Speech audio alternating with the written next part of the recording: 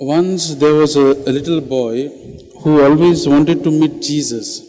And so one day, while he was walking home from school, he went through a park and he noticed an old woman sitting on the bench in the park. She looked lonely and hungry, so he sat down beside her and offered a piece of chocolate which he has been saving. She accepted it with a smile. He gave her more of her candy and she shared whatever drink she had, juice she had, with him. They sat together and in a very friendly manner, eating and drinking and smiling at each other. When the boy got up to leave, he reached to her and hugged her, and smilingly he went home.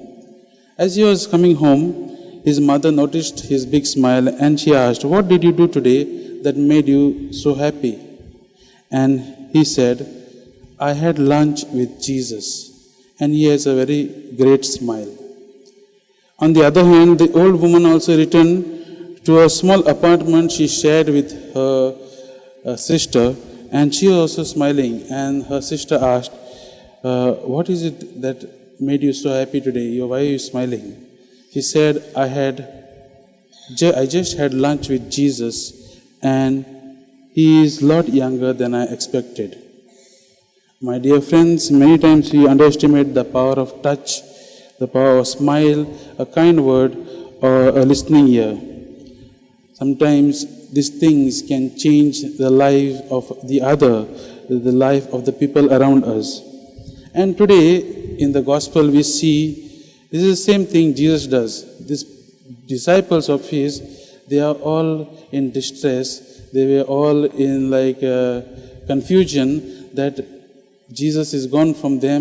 At the same time, they have heard that Jesus has risen, and so they don't know what to believe. And Jesus comes to them personally today, as these two disciples who had gone to Emmaus, when they were explaining, they also don't know. It's like, the gospel says they were still in disbelief or joy. They did not know all kind of confused feelings they had. And Jesus comes to sort out and just make it clear that it is He who is come. And so today, my dear friends, on the third Sunday of Easter, we see, again, we are also, the gospel today takes us to the upper room, where we are guided by these two disciples going to Emmaus. They are trying to tell about Jesus, how they encountered Jesus. And at the same time, then Jesus comes to them and they are like astonished. They don't know what to do. At the same time, they think that he is a ghost. Okay, he's a spirit. And Jesus tries to tell them, "I'm not a spirit," because the spirit doesn't have a flesh.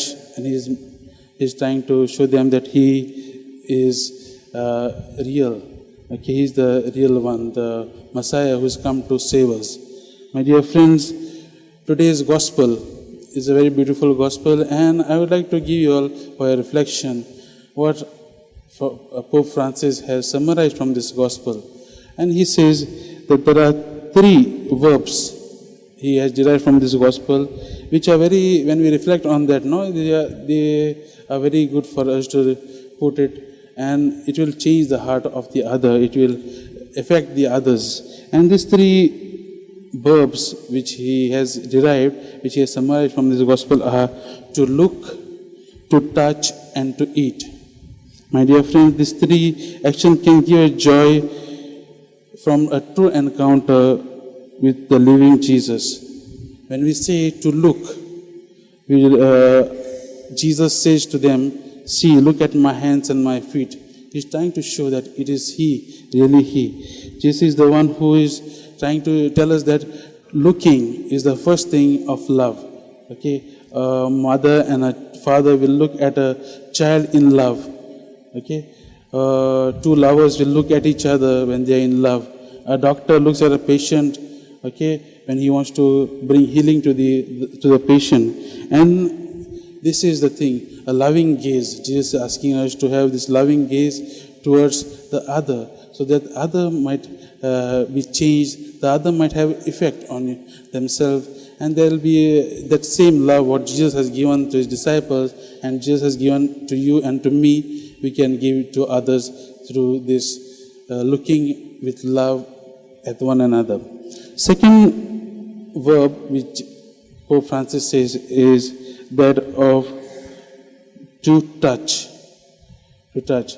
Jesus told the disciples to touch him. In this version of the gospel which I just read, it says Jesus told them to handle him, but other versions you read, he says to touch his wounds and see that it is he. Okay, it shows a very important thing about our Christian vocation. Our Christian vocation is not only of just looking from a distance, but it is a vocation of closeness. We are called to be close to other. We are called to be of service to other, and that service will come only once we come in, help each other when we touch the others' lives. Okay, if you see the parable of the Good Samaritan, you see there are these people who saw the injured person on the road, but it was the Good Samaritan who not only looked, but he also went there.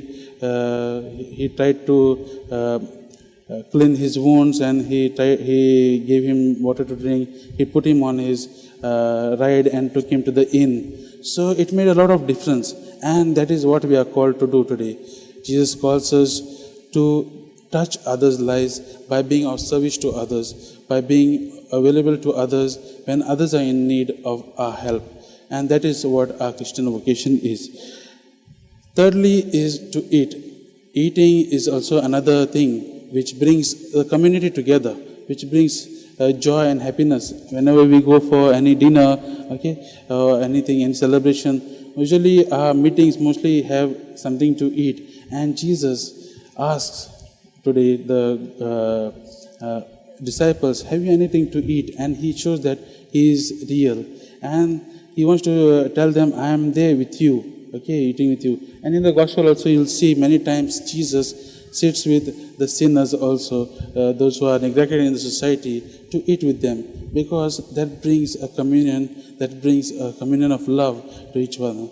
And we as Christians are so lucky, because every day we come to this Eucharistic celebration, a beautiful sign of love which our Lord has given us, and we share in this love by this communion which Jesus has given us.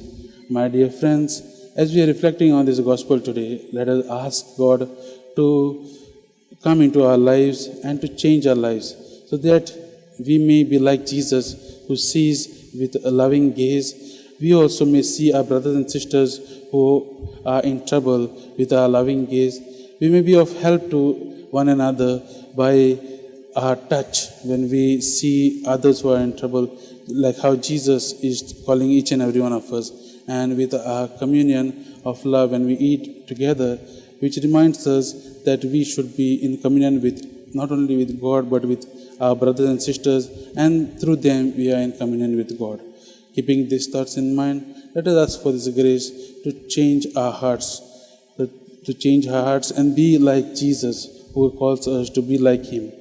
May this risen Lord, who has come into our hearts, be a great source of encouragement, be a great source of joy, and let this joy flow from your heart to all the people whom we come in contact with.